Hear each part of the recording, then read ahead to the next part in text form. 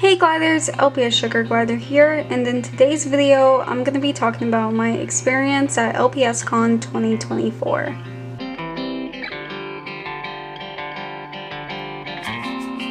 If you don't know who I am, hi, I'm Lpssugarglider, or just Bella.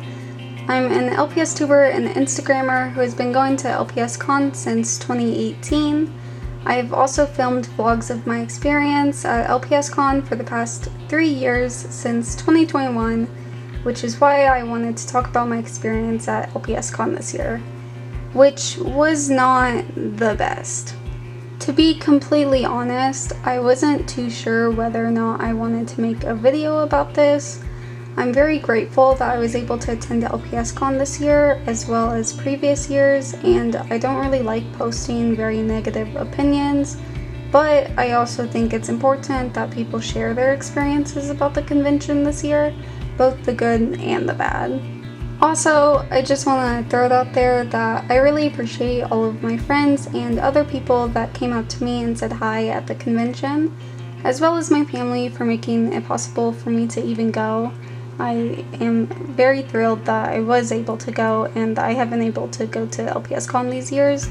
It's truly something that I have enjoyed doing. I'm also only really going into my personal experience at the convention, and I'm only going to talk about my experience this year, except when it's relevant to talk about previous years. I'll also probably insert a few clips that I got for a vlog, but this video is mostly just going to be me talking about my experience, since I was honestly too overwhelmed and stressed to vlog much. So yeah, let's just get into it. Luckily, the hotel I was staying at was close enough to me to walk, and I was able to get to the convention center at around 11:15, which was 15 minutes after the doors had opened for content creator passes. The line was pretty long. It was basically to the parking lot when I got in it. I would say that I was probably in the middle of the line with the amount of people that were behind me after about 10 minutes. Usually I have no problem waiting in lines. I believe the line for 2019 was actually longer when I got in it, but the issue with this year was that it was extremely hot and a lot of us quickly began to overheat. If you don't know, Vegas is actually in a heat wave, and it was well over 100 degrees during the time of the convention. The only time you were in the shade in line was when you were right at the front, so most of us were standing directly in the sun for 20 minutes or longer. It was not fun. I genuinely felt horrible, and there were multiple times in line when I told my sister that I didn't feel good, and we were very quick to scramble to the shaded part when we got the chance. Also, for reference, I was wearing cooler clothes, which was a flowy light colored tank top and some shorts.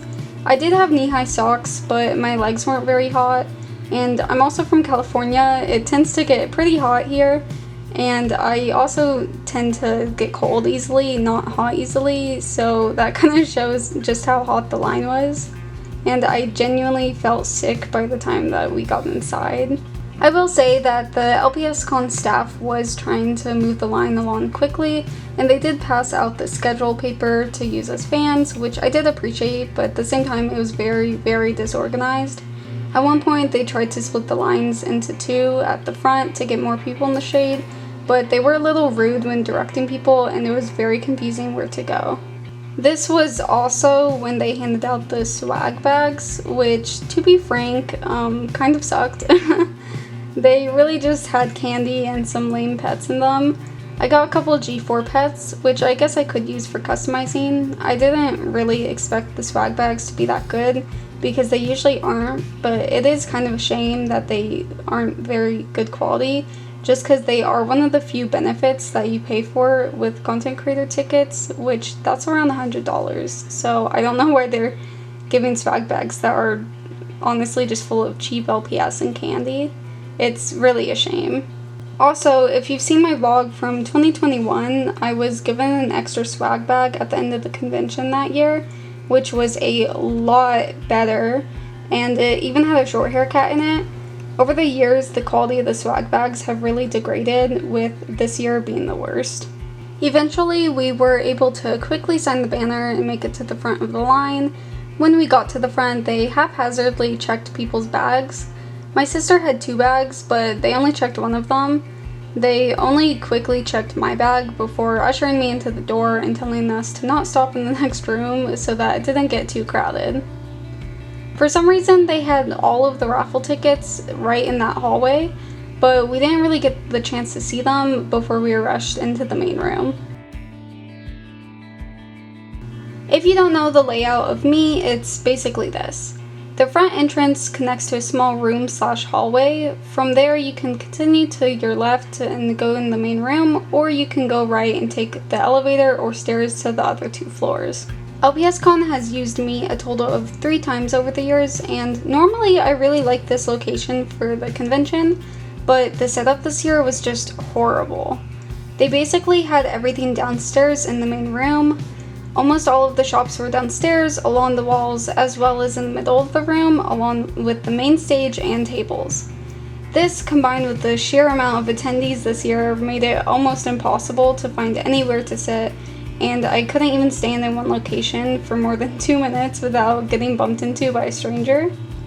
This was one of the reasons that I didn't vlog much, because it would have literally just been a huge sea of people, especially because I'm shorter, so I wouldn't have been even able to really see above a lot of people's heads. Remember how I said that I wasn't feeling good because of the heat?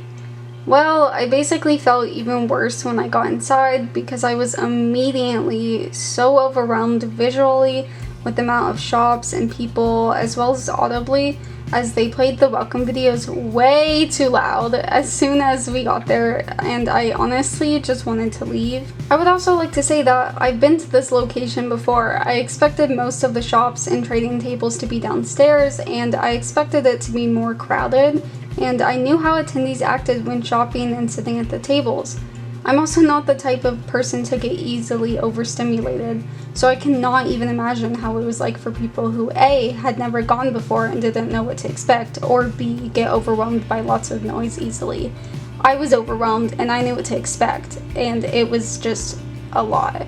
Still, this is an event that I had literally been looking forward to all year, so I pushed past how I was feeling and tried to look at the different booths and buy from different people. A lot of the sellers this year were really great.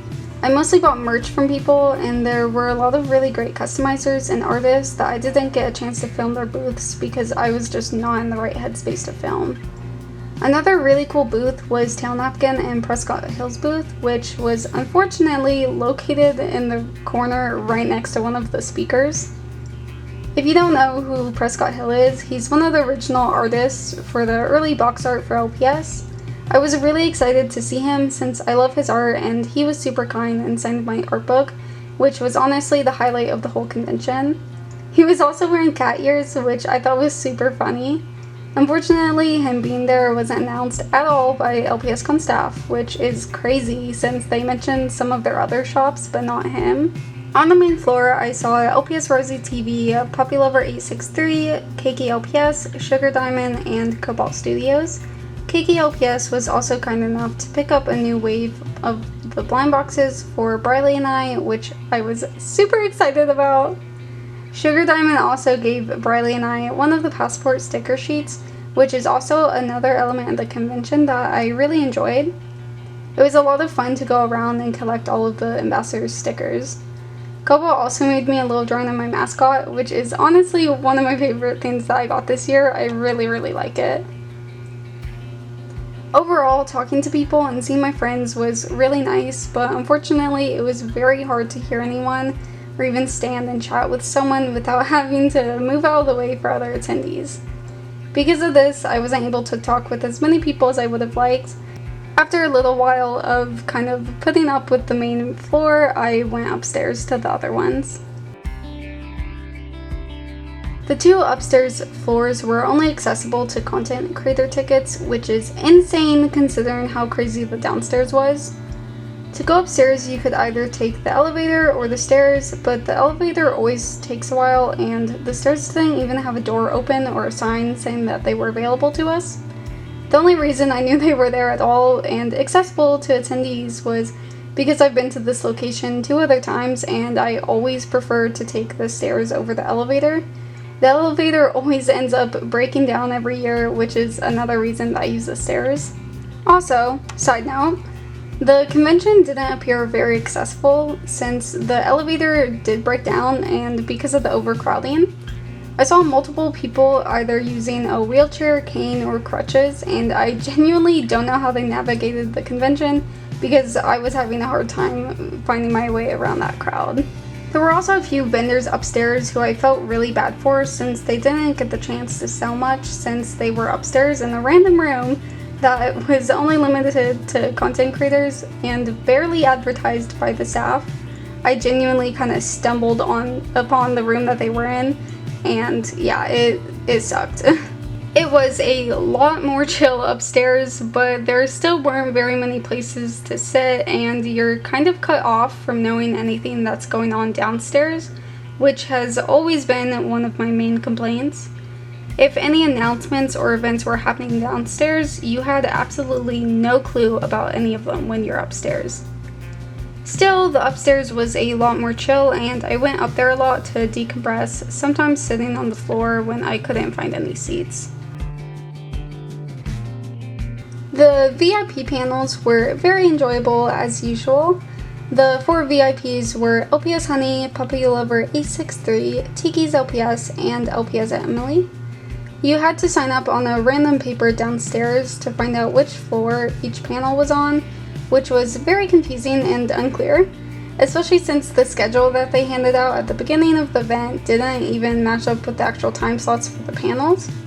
At one point, I ran into an attendee who had no idea that there was a sign-up sheet, and in the end, they only checked to make sure that you had a content creator pass before letting you into the panel room, so I don't even know what the point of the sheet was, but yeah.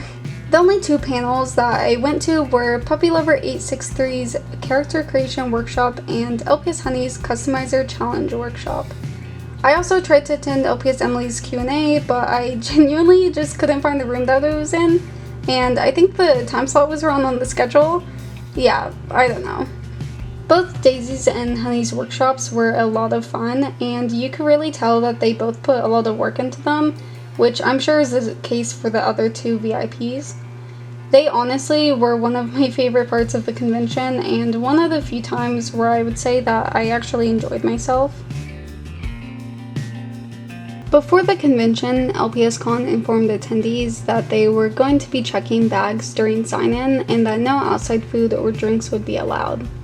This has been the rule for years, but the issue is that a lot of the food and water at the convention are very expensive, and they've always been very inconsistent when enforcing this rule. Even in 2021, when the event was literally held outside, you were forced to buy water there instead of bringing your own. I did not follow this rule because I think it's ridiculous that you're forced to buy water at an event that you're most likely going to spend hundreds of dollars on already.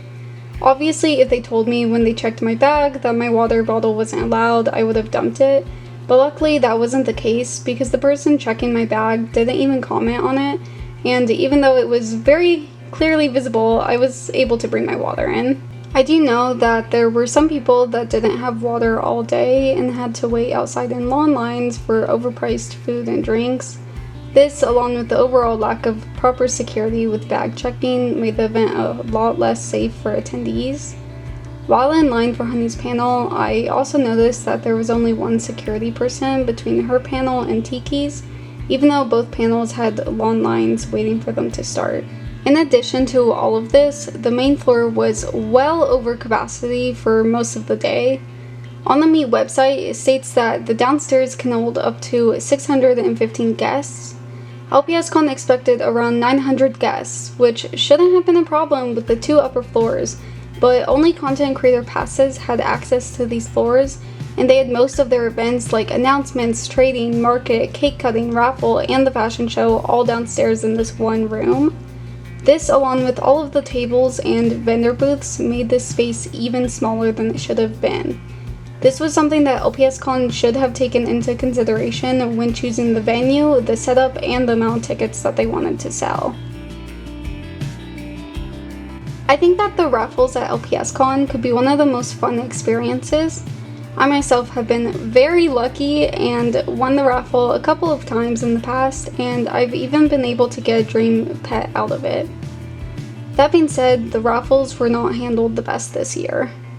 The price of one raffle ticket at LPSCon is $10, which has unfortunately been the price for the last couple of years.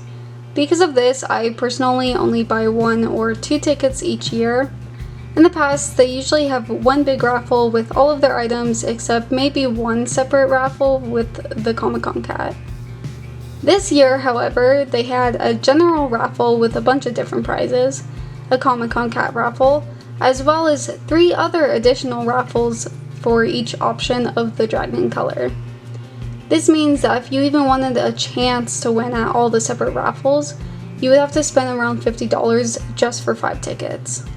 A lot of the prizes for the general raffle were also not worth the price of the ticket. A lot of them were single G7 blind box pets that are sold for around $5 at every Walmart and Target, which is half the price of the ticket itself. Some of the other prizes were also just not the best quality and not worth the $10 ticket price. This has been an issue with previous years, but it was a lot more prominent this year. The actual raffle itself was just way too long. It was at the end of the day when everyone was tired and there was genuinely nowhere to sit. I couldn't even see anything because there was a crowd of people surrounding the stage.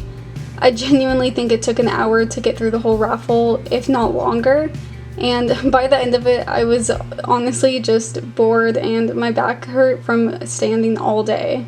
The final raffle was for one of the gold Comic-Con dragons, which was advertised as a giveaway where you automatically have your name put into the draw for attending. This wasn't necessarily true. They called out numbers like all of the other raffles, and I didn't hear them once say that you even needed to pick up a ticket for this raffle.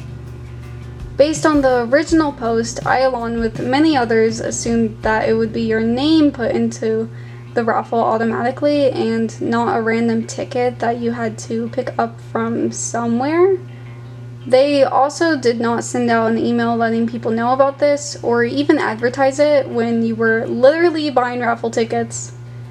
Even though I really didn't expect to win, I was disappointed that I didn't even get the chance to enter this giveaway. Overall, the whole raffle was just kind of long and a bit disappointing. I am happy for the people that did win the raffle prizes though. If you're one of those people, good for you, that's awesome. After the raffle, the cake cutting ceremony happened. I always enjoyed the cake and I was happy to get my piece even though it was a bit of a mess. They had a foam party after the convention, but I wasn't very interested in it, so after getting my slice of cake, I said bye to a few friends and just left. So yeah, that was my LPSCon 2024 experience, the good and the bad. I've been very fortunate over the years to be able to go to this convention, and normally I have an awesome time, but that was not the case this year. If you enjoyed the convention yourself, that's awesome. I have personally really enjoyed the convention in the past, and I think it could be a great way to connect with community members. To any of my friends that I saw there, or even if you just came up and said hi to me, thank you so much. It genuinely made my day and was the best part of the convention, hands down. I haven't yet decided if I want to attend LPSCon next year. Normally I do really enjoy going, but this year was very mishandled, which as a long-term attendee is pretty heartbreaking. A lot of these issues have been around for years, and while the good normally outweighs the bad, they are still issues that need to be addressed moving forward and improved on. While LPSCon has made some statements regarding this year, it still seems like they are dismissing a lot of the issues and people's personal experiences and not really taking any accountability. This is not the best response, but hopefully moving forward they can listen to the attendees and improve the convention. I would absolutely encourage anyone to share their experiences, whether you make a video, a post, or just leave a comment on other people's videos. So far, it seems like LPSCon has not been listening much to the community's response, which is why it's still so important that we keep sharing our experiences and talking about them. If you want to share your experiences with the convention this year, feel free to leave a comment. I would love to hear about them, both the good and the bad. Thank you guys for listening to my experience, and I hope you enjoyed this video. Bye!